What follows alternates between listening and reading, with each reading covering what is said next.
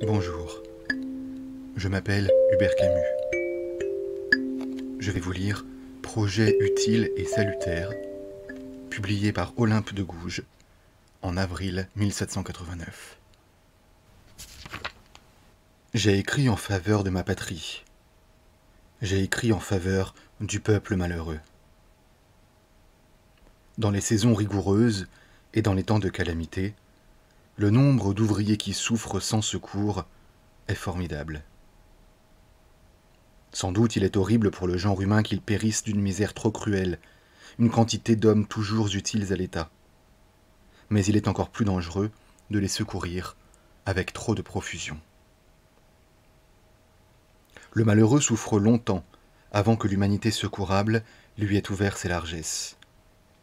Pourquoi tout n'est-il chez les Français qu'indifférence, extrémité désordonnée, que fureur, enthousiasme ou cruauté? Les hommes instruits ont de la peine à se vaincre quand une fois leur tête est exaltée. Comment le peuple dans sa fureur ne serait-il pas capable de tout?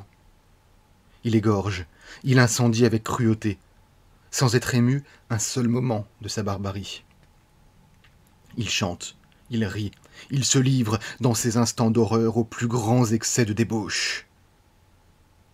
Et dans cette ivresse meurtrière, ce peuple effréné trouve lui-même une fin cruelle. Les observations de Réveillon et du salpêtrier du roi sur les ouvriers ont produit cette terrible catastrophe.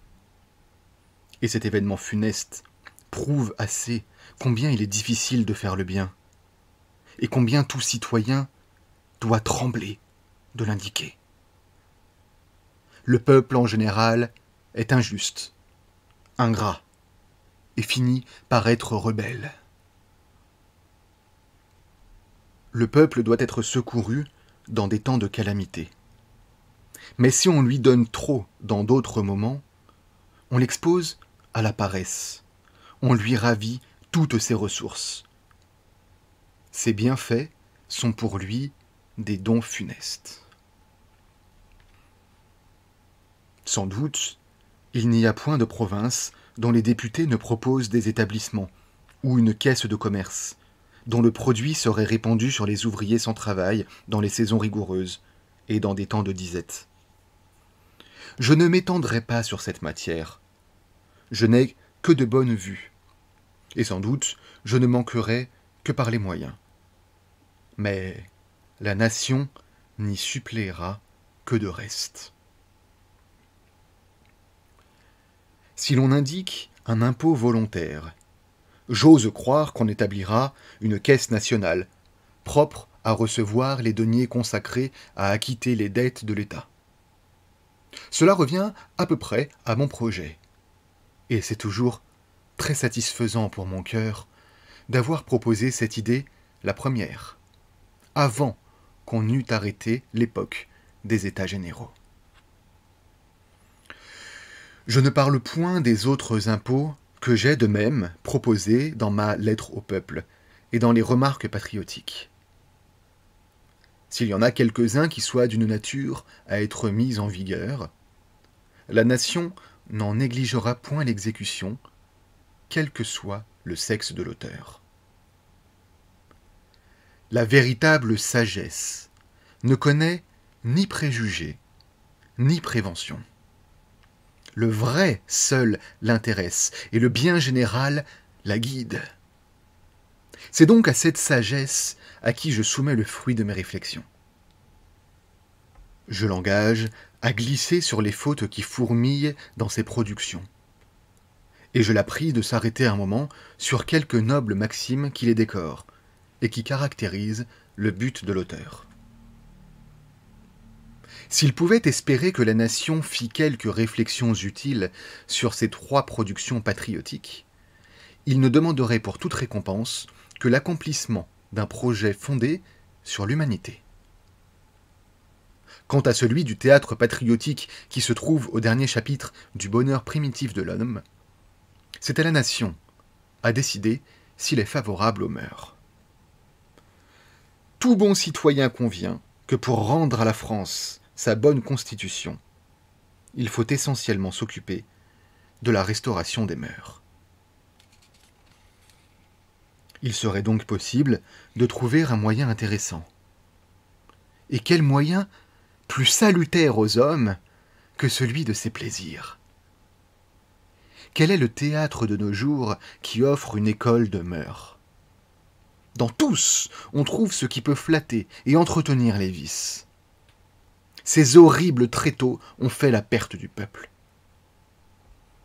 On voit un ouvrier se priver de pain, abandonner son travail, sa femme et ses enfants, pour courir chez Nicolas, au Dino, aux variétés, au Beaujolais, au délassement comique, et tant d'autres encore qui obèrent le peuple, qui dépravent les mœurs et qui nuisent à l'État.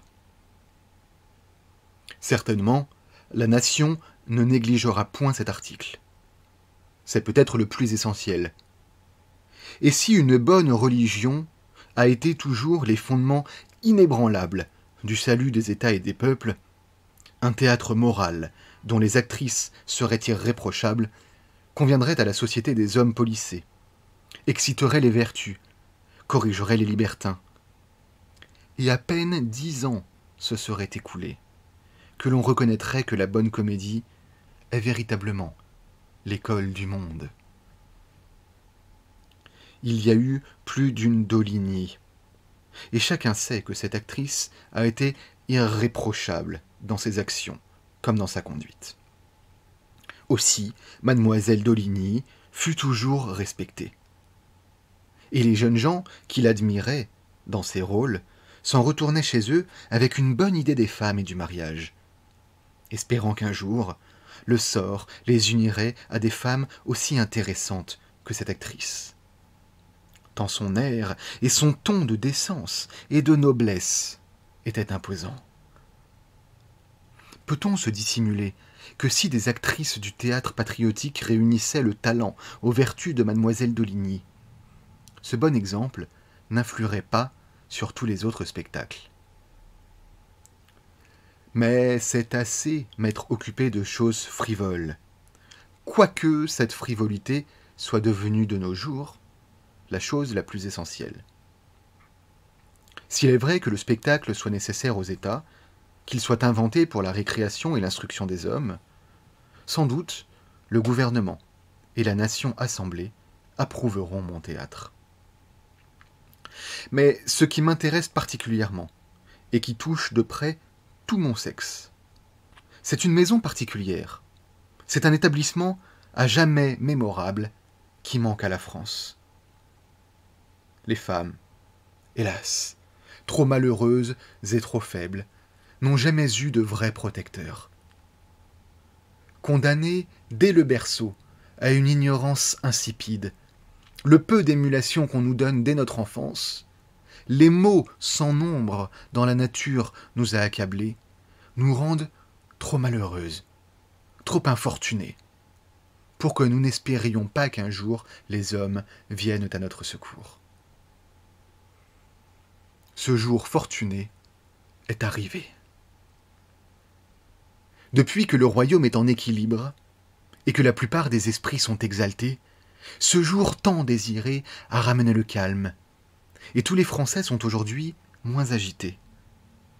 Il faut espérer que la nation assemblée n'est composée que d'esprits droits, de cœurs sensibles, de bons citoyens, et qu'elle répondra parfaitement aux bontés populaires du monarque.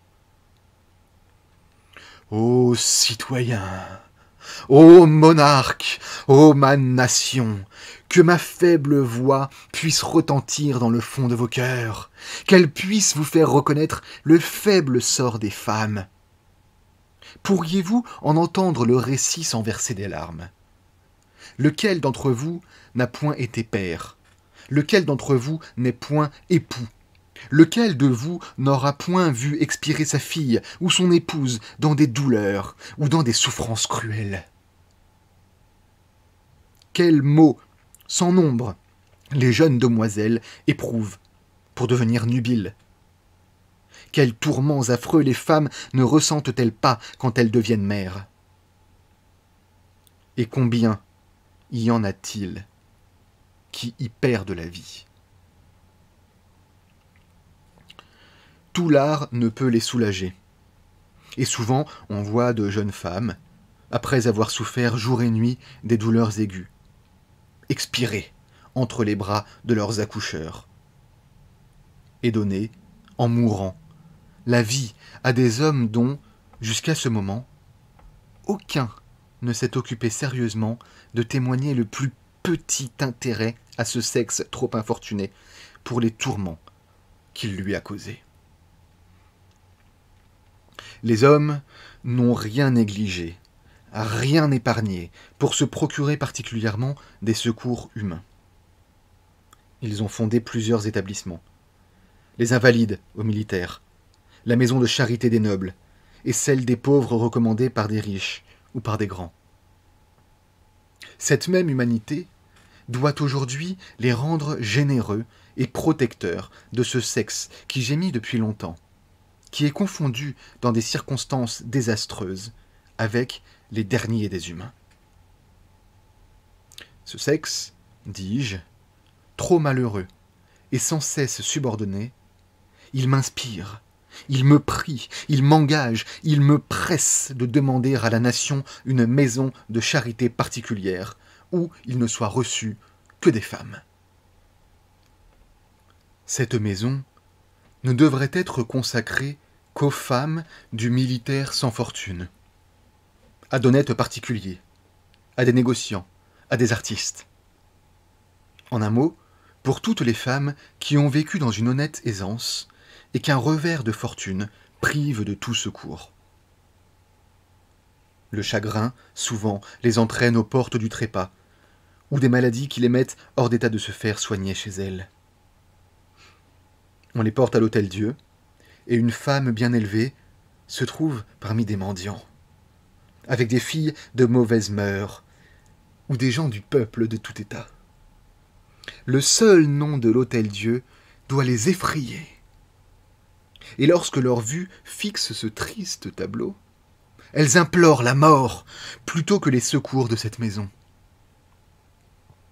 Il faut un hôpital pour le peuple, et en établissant une maison de charité pour les femmes honnêtes, on déchargera l'Hôtel-Dieu déjà trop surchargé. Quel est l'édifice qu'on peut élever plus favorable à l'humanité, si ce n'est une maison de charité pour les femmes souffrantes et bien élevées? Je vais retracer une conversation d'un député des États généraux. Son avis était qu'il n'était plus nécessaire d'établir des barrières. On demanda ce que l'on ferait des murailles et des superbes édifices élevés pour loger des commis. « Ils tomberont d'eux-mêmes, répondit-il. Et que fera-t-on de toutes ces pierres? Des hôpitaux bien simples et plus salutaires à l'humanité. Que de palais pour conserver des droits qui n'en seront pas moins sacrés, quand une fois chaque particulier sera instruit définitivement de ce qu'il doit à son souverain et à la conservation de sa patrie. Je réclame donc quelques-unes de ces pierres en faveur des femmes les plus intéressantes de la société. Ce ne sont point des appartements somptueux, des lambris dorés que les femmes bien élevées attendent de l'humanité et de la générosité de la nation. C'est une espèce d'hôpital auquel, sans doute, on ne donnera point de titre répugnant, mais une maison simple, dont la propreté sera tout le luxe. Voilà ce que les femmes essentielles doivent attendre des hommes instruits et choisis par la patrie. Qui ne donnera pas sa voix pour cet établissement? Qui s'y opposerait sans prouver qu'il est à la fois mauvais frère, fils ingrat et père dénaturé? Non sans doute, mes seigneurs et messieurs, aucun de vous ne vous y opposerez, et d'une voix unanime, vous applaudirez à ce projet. Éloignés de vos maisons, de vos filles, de vos épouses, pourriez-vous méconnaître la nature et oublier tout ce que vous devez aux femmes? Non, elles ne peuvent que vous intéresser. Les grandes affaires qui vous occupent pourront peut-être vous empêcher de porter tout de suite votre attention sur cet établissement. Mais une fois l'État libéré et la Constitution solidement établie, vous donnerez à l'humanité souffrante, à la nature, tout ce que vous devez à l'une et à l'autre. Après avoir plaidé la cause de mon sexe, permettez-moi, messieurs, de soumettre au pied de votre tribunal quelques importantes observations qui ne sauraient vous déplaire. Songez que vous êtes responsable du salut de la patrie, que tous vos concitoyens vous ont confié leurs plus chers intérêts, que depuis trop longtemps, la France est dans un état de dépérissement, que vous devez promptement l'étayer. Les matériaux sont dans vos cœurs. Mais défiez-vous, messieurs, des têtes trop exaltées, trop entreprenantes, si l'on pouvait en soupçonner parmi vous. Pour conserver vos droits, n'abaissez point l'autorité royale. Que chaque jour de vos assemblées soit un travail auguste. Que vous établissiez des lois pour imposer un silence utile. Et puissiez-vous, par une harmonie constante, étonner le reste des Français. Et puissiez-vous enfin accorder le savoir, l'instruction, le génie avec la sagesse de nos pères. Et dans les siècles à venir, votre assemblée sera citée chez tous les peuples comme une merveille de la nation française.